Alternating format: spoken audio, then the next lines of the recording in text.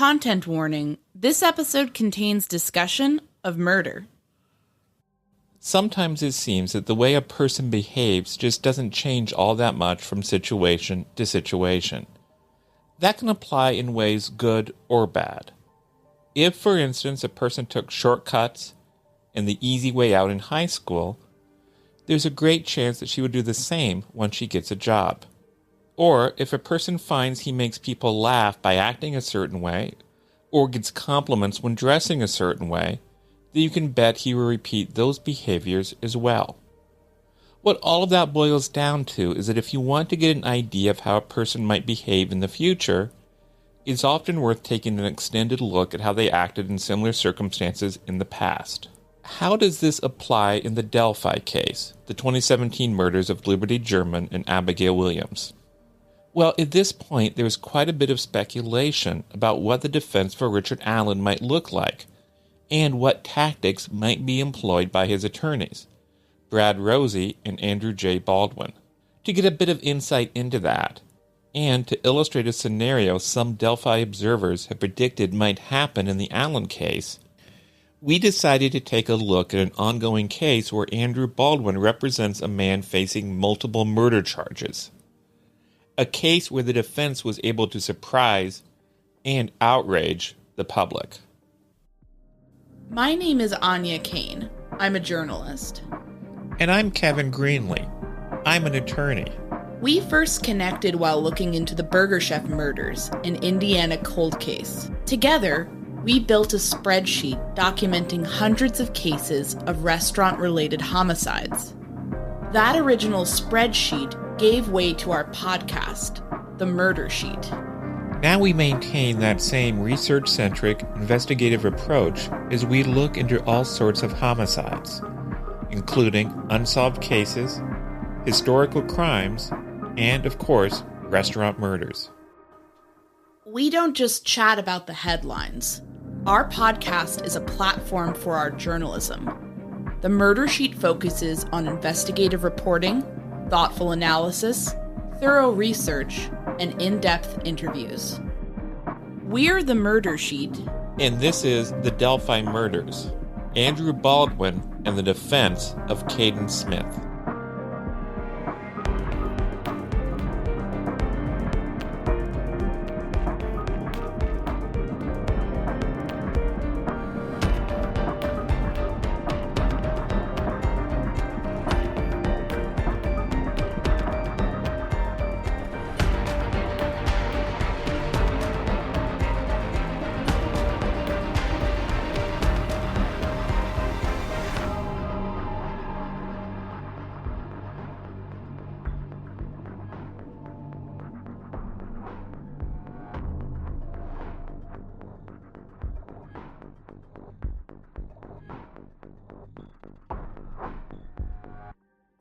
Of course, before we talk about the defense of Caden Smith, we need to talk about the crime itself, and how police investigated it.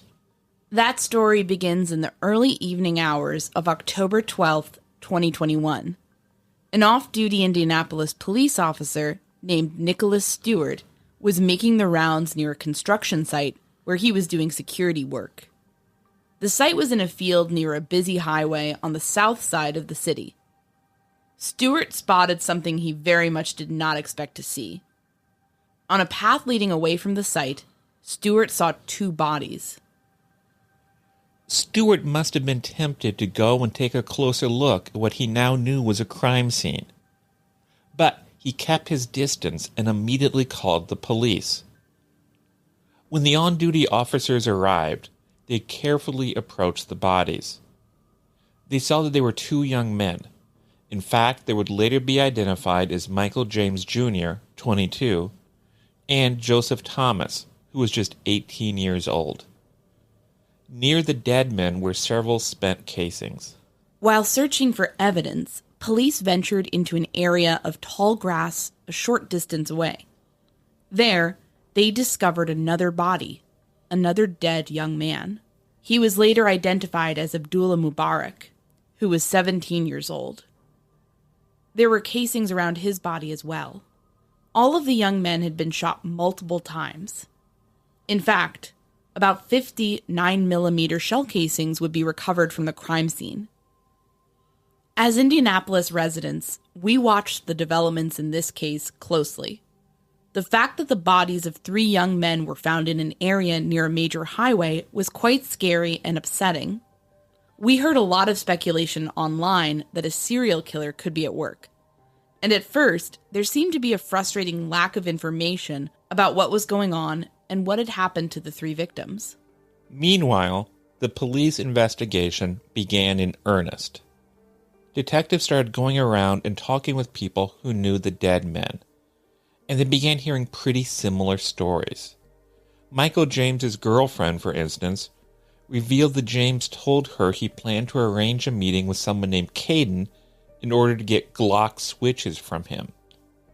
She went on to explain that this Caden person was young, white, and lived with his grandmother. Just as a quick note, the 3 victims in this case were black. The Bureau of Alcohol, Tobacco, Firearms, and Explosives, or the ATF, defines a Glock switch as a relatively simple, albeit illegal device that allows a conventional semi-automatic Glock pistol to function as a fully automatic firearm.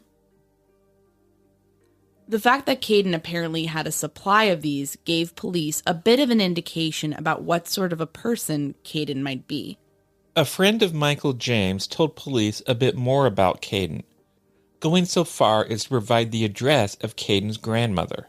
Using this information, police were able to identify Caden as 16-year-old Caden Smith. The investigators also spoke with Joseph Thomas's mother. She remembered that the last time she saw her son alive was on Sunday night, about 48 hours before police discovered his body. Thomas was over at her apartment, and he left a little before 7 p.m. As he left his mother for the final time, he said, "I'm going to meet with Caden and take care of something." Thomas told a similar story to a friend of his.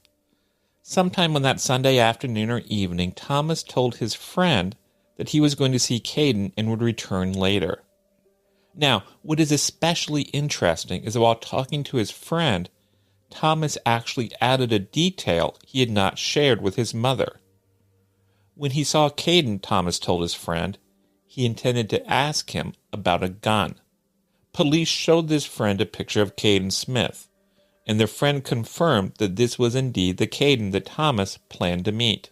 So at this point, police had information indicating that 2 of the 3 dead men had plans to meet with Caden Smith shortly before their deaths, and that those meetings would involve a discussion about guns. They also had information tying Smith to automatic weapons, which, considering the number of shells recovered from the murder scene, seemed to have been used in the homicides. They also knew that Smith lived with his grandmother, and they had her address. All of this led investigators to believe first that Caden Smith was a viable suspect in the murders, and second, that they could very likely find evidence related to those homicides inside the residence he shared with his grandmother. The court agreed and issued a search warrant. And that search was successful. Police recovered the gun they said killed James, Thomas, and Mubarah. Law enforcement soon arrested Smith, and he was charged with 3 counts of murder, 3 counts of felony murder, 3 counts of robbery resulting in serious bodily injury, dangerous possession of a machine gun, dangerous possession of a firearm, possession of methamphetamine, possession of marijuana, and resisting law enforcement. Smith was arrested on December 3rd, 2021. Within a couple of weeks, 2 lawyers were appointed to represent him in court, Elizabeth Cleese and David Hennessy. And then, in May 2022, another defense attorney entered the case on Smith's behalf. This third attorney, of course, was Andrew Baldwin. Baldwin, as you know, now also represents Richard Allen, the man charged in the Delphi case. The case against Smith, as you've heard, was fairly strong. And at first blush, that would seem to pose a problem for the defense attorneys. But a large part of that case rested on the fact that police recovered the murder weapon from the house Smith lived in with his grandmother. So that gave the defense a pretty obvious strategy. Get that gun evidence thrown out. They made their move on August 29th, 2022, filing a motion asking the court to declare that the warrant that gave investigators permission to search the house was flawed. Let's read a bit from that defense motion so you can hear exactly what they said was wrong with the warrant. The affidavit submitted in support of the search does not comply with statutory requirements. The search warrant affidavit failed to establish that Caden Smith was in the residence to be searched at the time of the search. The search warrant affidavit failed to establish that the items to be seized were in the residence to be searched at the time of the search. The search warrant affidavit failed to connect the items to be seized to Caden Smith. The search warrant affidavit failed to establish the credibility and reliability of the hearsay declarants, nor did the totality of the circumstances corroborate the hearsay.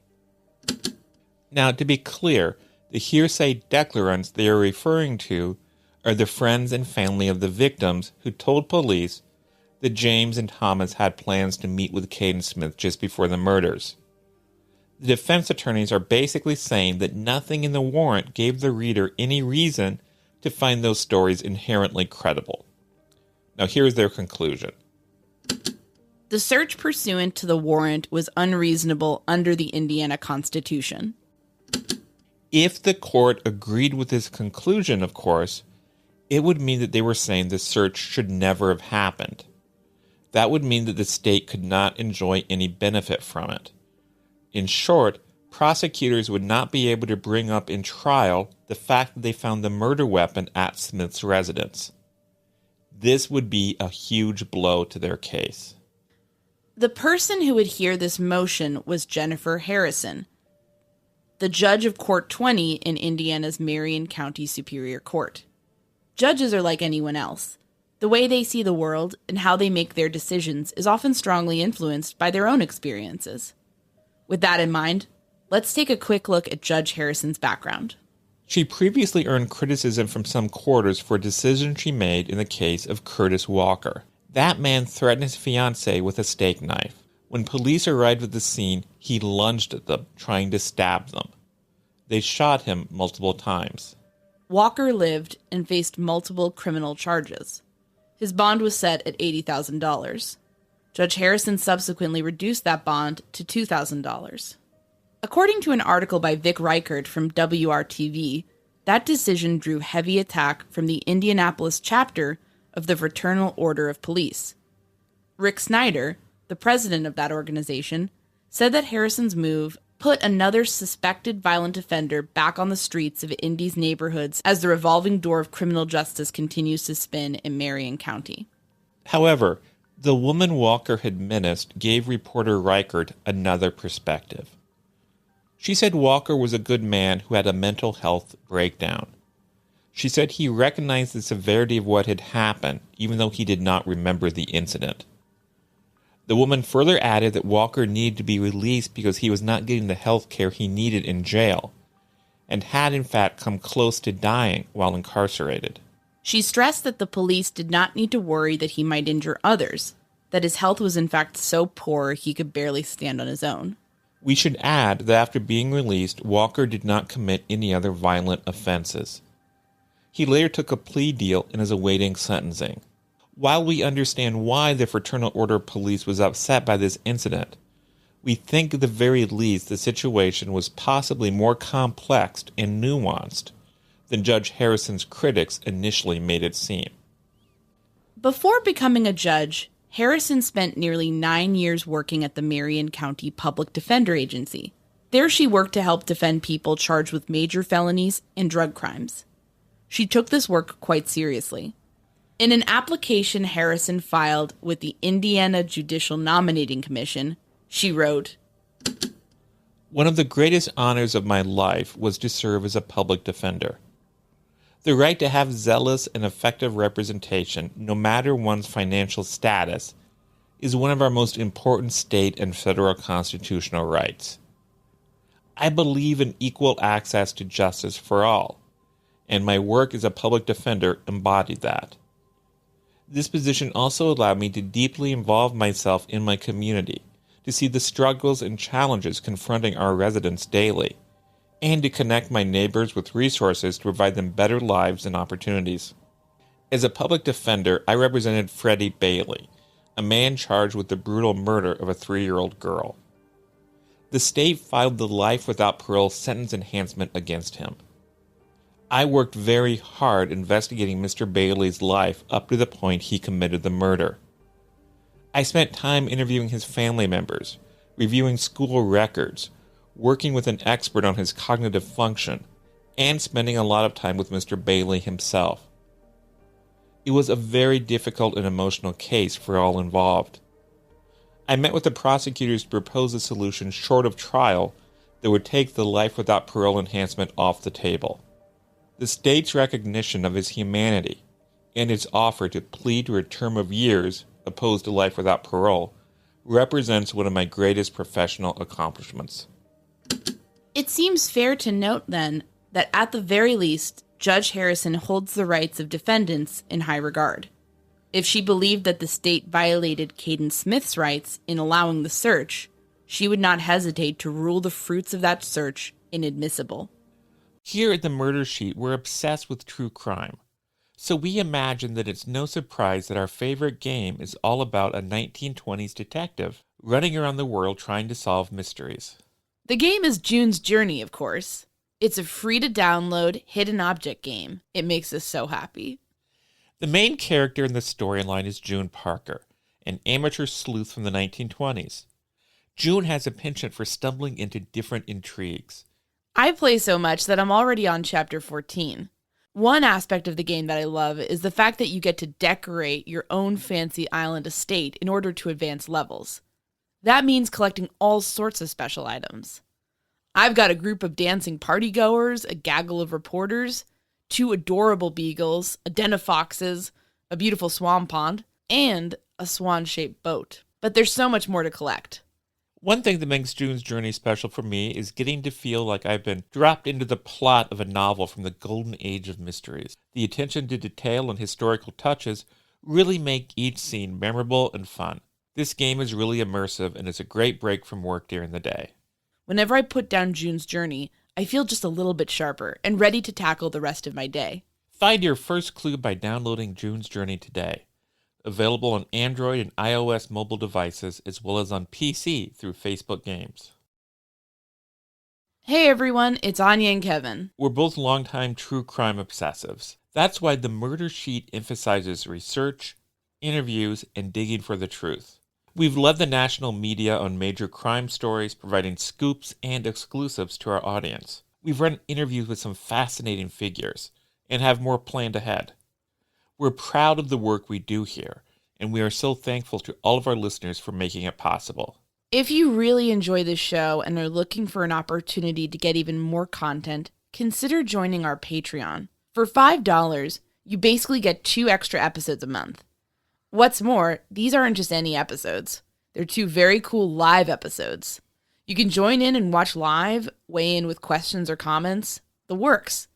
Those episodes tend to be much looser in terms of our style and format. We'll go behind the scenes on our journalistic process, tell anecdotes about some of the wild things we've seen while reporting, give you our opinions, and try to answer all of the questions you've always wanted to ask us about the cases you care about. By joining, you'd also be helping directly support us. Podcasting is a tough business for independent voices. The Murder Sheet does not belong to a network, and we're not owned by a mega corporation. So we really appreciate our Patreons for helping to support us. If you're interested, just go to patreon.com/murdersheet and subscribe at the $5 level. Again, that's patreon.com/murdersheet. One of the reasons why cases in criminal court seem to take a long time to work their way through the system is because at every step of the process, both sides get a chance to weigh in on what's happening. After Caden Smith's attorneys filed their motion to suppress the results of the search, they got an opportunity to file a more detailed argument. And the state, needless to say, got the chance to provide a response to that. A chance to explain exactly why they believed the defense was wrong. Most of the back and forth between the 2 sides was what you might expect. The defense said they didn't think the stories their friends and family told were believable, and the prosecution thought they were. The prosecution ended their filing by making the argument that even if the warrant was found to have been issued in error, that did not mean the evidence needed to be thrown out. If a search warrant affidavit is later found to have failed to establish probable cause, evidence obtained during the warrant's execution is not automatically suppressed. The exclusionary rule does not require the suppression of evidence obtained in reliance on a defective search warrant if the police relied on the warrant in objective good faith. The good faith rule applies as long as the warrant is free from obvious defects other than non-deliberate errors made in its preparation, and that was reasonably believed by the law enforcement officer to be valid. Judge Harrison did not agree with that argument. She wrote, "The court finds the search warrant affidavit was issued without probable cause. The warrant is defective, and the items seized as a result of the warrant must be suppressed, pursuant to the Fourth Amendment and 14th Amendments of the United States Constitution, and Article 1, Section 11 of the Indiana Constitution.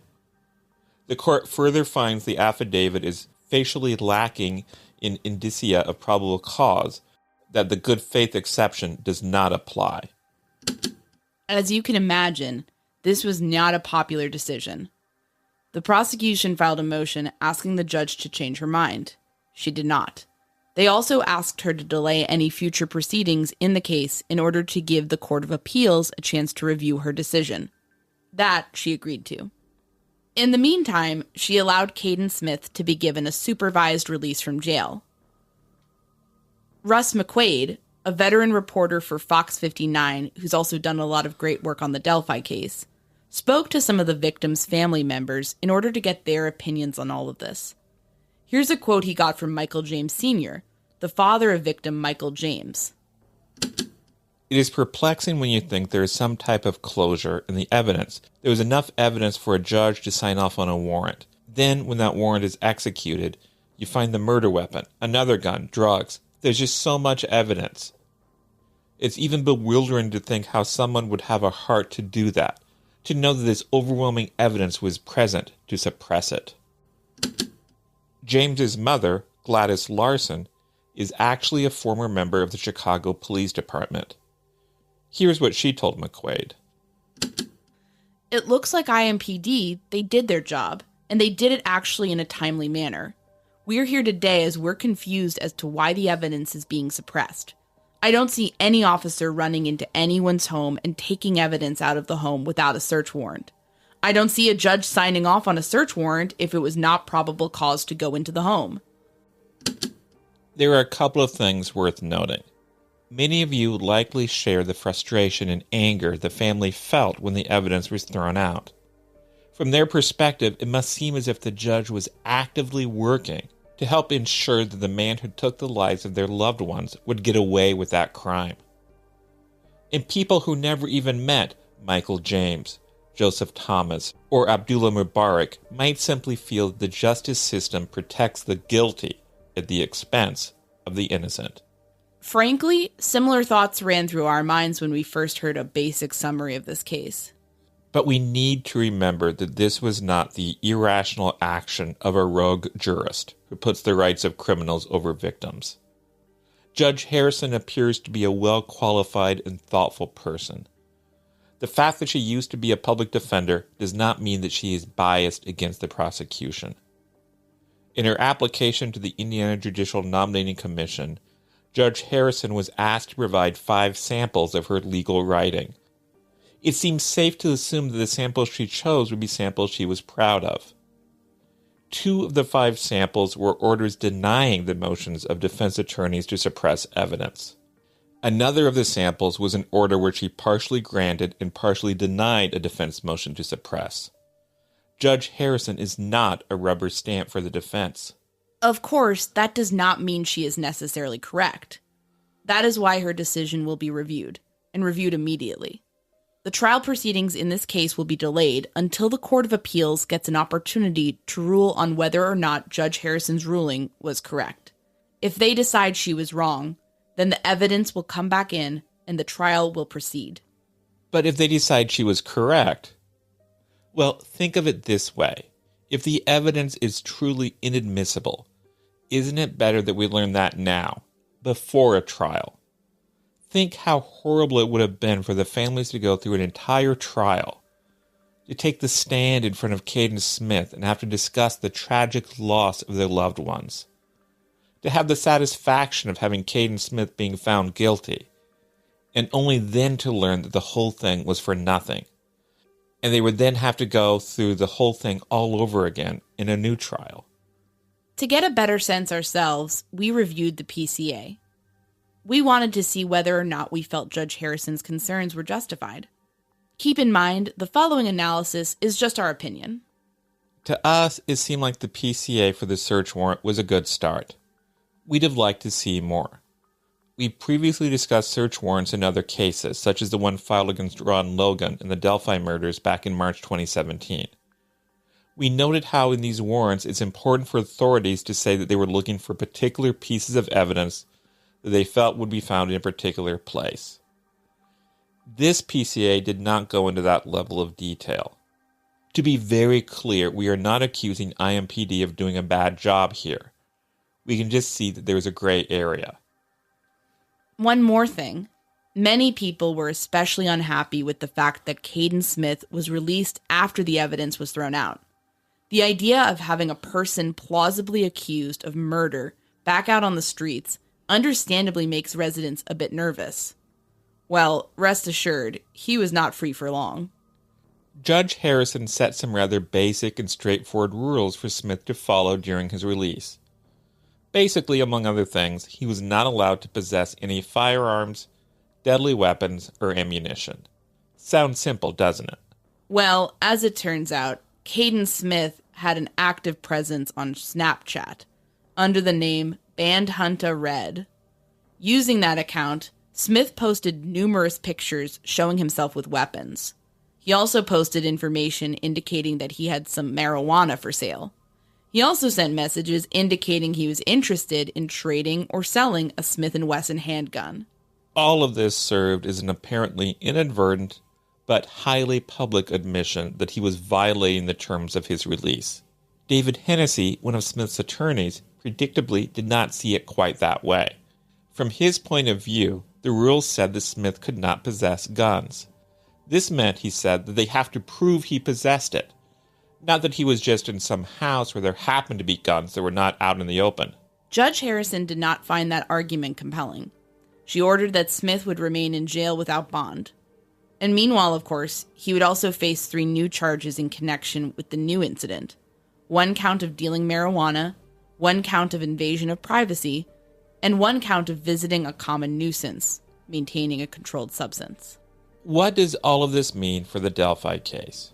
Well, as we mentioned earlier, the co-counsel for Caden Smith, Andrew J. Baldwin, represents half of Richard Allen's defense team.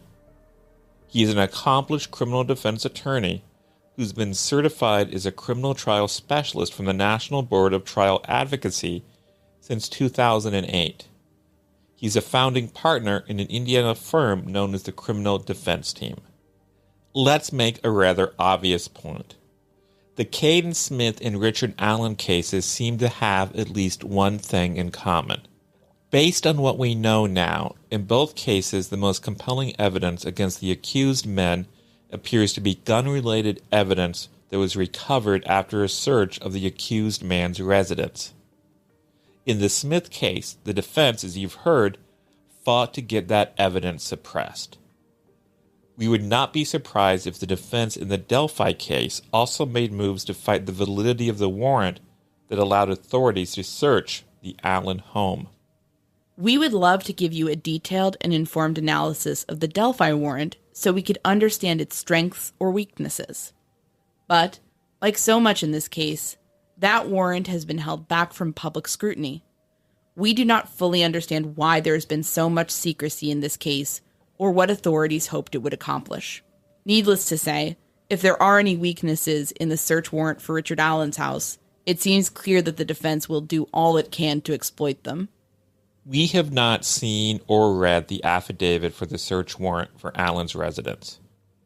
But if it is similar to the Smith affidavit, if, in other words, it relies on hearsay evidence to make a case that Allen should be considered a suspect, and that alone means his house should be searched, then the prosecution should be aware that they might face a repeat of what happened in the Smith case.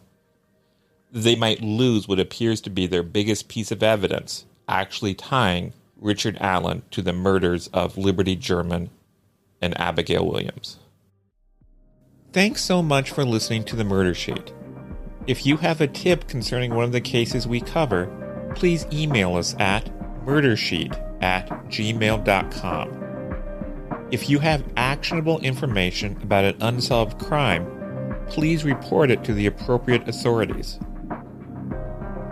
If you're interested in joining our Patreon, that's available at www.patreon.com/murdersheet. If you want to tip us a bit of money for records requests, you can do so at www.buymeacoffee.com/murdersheet. We very much appreciate any support. Special thanks to Kevin Tyler Greenlee, who composed the music for the Murder Sheet, and who you can find on the web at kevintg.com. If you're looking to talk with other listeners about a case we've covered, you can join the Murder Sheet discussion group on Facebook. We mostly focus our time on research and reporting, so we're not on social media much. We do try to check our email account, but we ask for patience as we often receive a lot of messages. Thanks again for listening.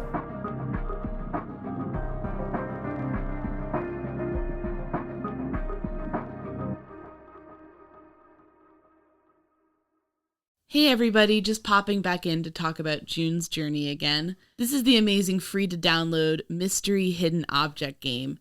It's delightful. Anya is always playing this game. She's obsessed with it. I love to pretend to be a 1920s detective going around the world trying to solve different cases. It puts me in that headspace that just makes me so happy. And also you get this big mansion that you get to decorate, and I think that satisfies my strange interior decorator needs, where I can suddenly have a big swan pond, a gaggle of reporters outside, all these beautiful rose bushes. It's just amazing. Playing June's Journey has actually been a really nice mental health break for me. Sometimes it can kind of get stressful doing the podcast, or, just going day to day, waiting in line, waiting on a call where you've been put on hold.